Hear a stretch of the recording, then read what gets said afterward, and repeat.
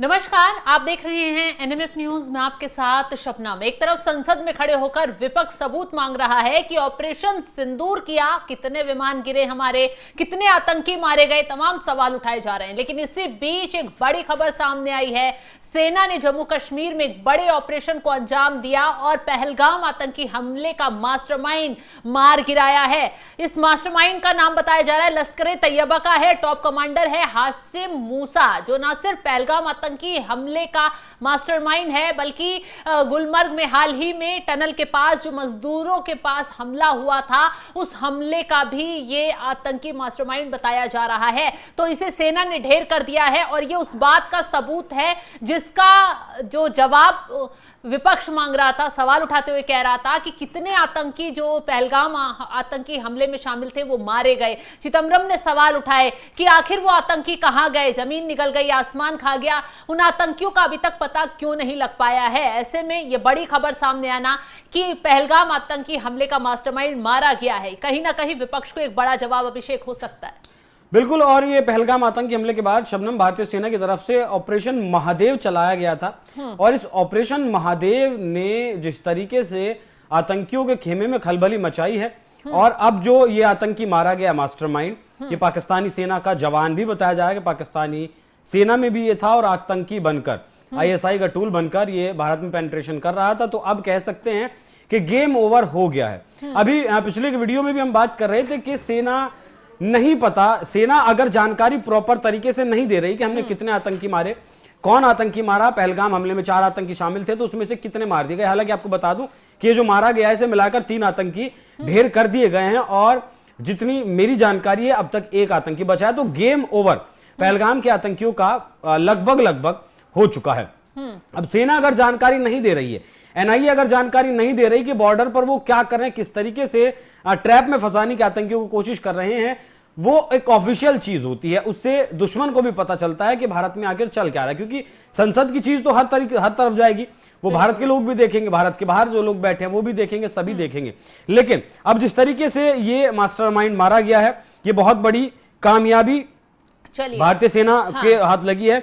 अब ये इसका अगर बैकग्राउंड जानने की थोड़ी सी कोशिश करें तो ये एसएसजी जो पाकिस्तान का स्पेशल ग्रुप है उनका, सेना का, उसमें पैरा कमांडो था, खास ट्रेनिंग इसमें ले रखी थी। चलिए ग्राफिक्स के जरिए दर्शकों को बता देते हैं कि जो हासिम मूसा है वो कौन था, पाकिस्तान के लिए कितना अहम था ये आतंकी। बता दें, हासिम मूसा जो है, जिसे सुलेमान शाह मूसा फौजी भी कहा जाता है, लश्कर तैयबा का एक खतरनाक कमांडर था और हाशिम मूसा पाकिस्तान की स्पेशल सर्विस ग्रुप एसएसजी का पैरा कमांडो था, जो एक खास ट्रेनिंग वाली सेना इकाई है। 2022 में वे भारत में घुसपैठ कर लश्कर में शामिल हो गया, कई हमलों की साजिश रची, पहलगाम हमले की प्लानिंग और एग्जीक्यूशन में उसकी बड़ी भूमिका थी। वे बाईसरन घाटी में 15 अप्रैल में से मौजूद था और 7 दिन तक रेकी की थी, इसने जासूसी इसी ने की थी।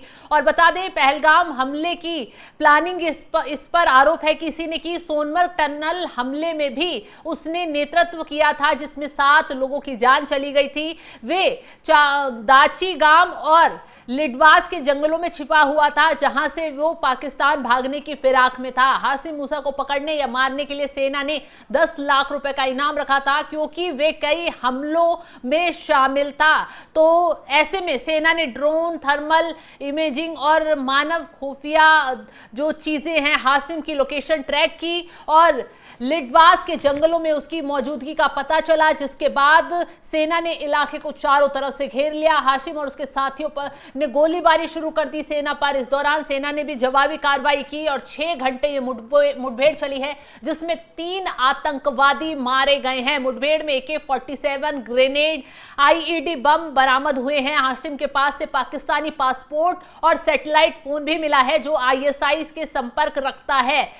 लिडवास एनकाउंटर की तस्वीरें भी सेना ने जारी कर दी हैं, जिसमें मारे गए आतंकवादियों के सब हथियार दिख रहे हैं। तस्वीरें सेना की कामयाबी के सबूत हैं। सेना ने स्वदेशी ड्रोन और रडार का इस्तेमाल किया, जो जंगलों में छिपे आतंकवादियों को ढूंढने में मददगार रहा।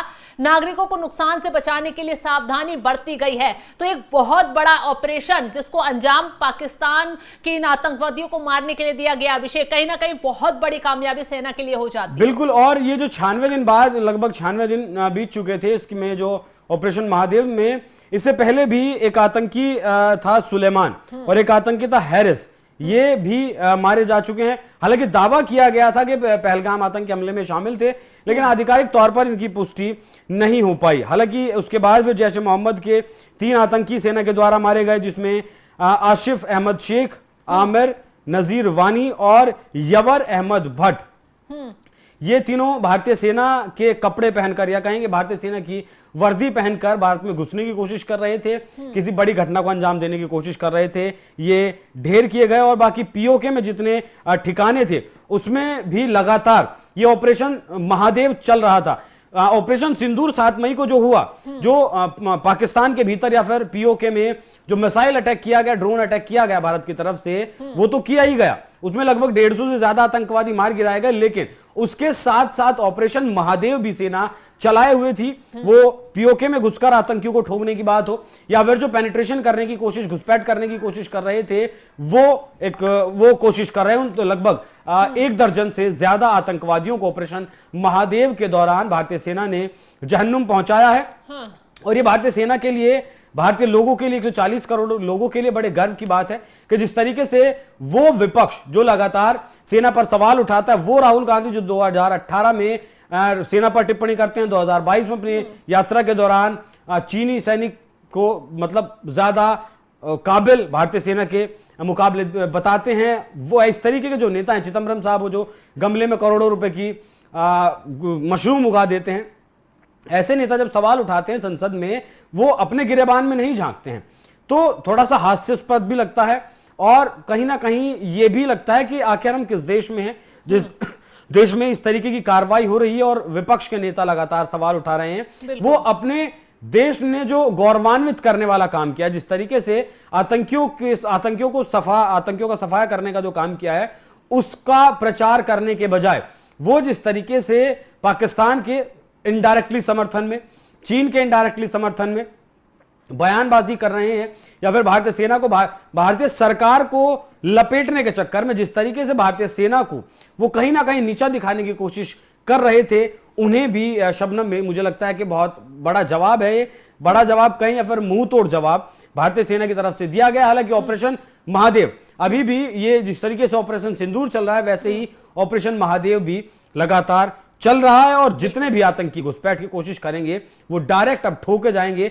और जिस तरीके से ये मूसा मारा गया है, मास्टरमाइंड पहलगाम हमले का, ये भारतीय सेना के लिए बहुत बड़ी कामयाबी है और विपक्ष के लिए बहुत बड़ा जवाब भी है। बिल्कुल। तो ऑपरेशन चलाकर जम्मू कश्मीर में सेना ने जिस तरीके से 3 आतंकवादियों को ढेर कर दिया है, कहीं ना कहीं विपक्ष के उन सवालों का जवाब सेना की तरफ से ही दे दिया गया है, जिसमें पूछा जा रहा था कि पहलगाम आतंकी हमले के आतंकवादी कहां गए, क्यों उन्हें अभी तक पकड़ा नहीं गया है। तो ऐसे में सेना की कार्रवाई से साफ हो गया कि पहलगाम आतंकी हमले का जो मास्टरमाइंड था मूसा, वो मारा गया है और विपक्ष को ये कहीं ना कहीं करारा जवाब भी है। तो फिलहाल इस खबर को लेकर आप क्या राय रखते हैं, कमेंट बॉक्स में अपनी राय जरूर बताइएगा और तमाम खबरों की अपडेट के लिए आप हमारे साथ जुड़े रहें। नमस्कार।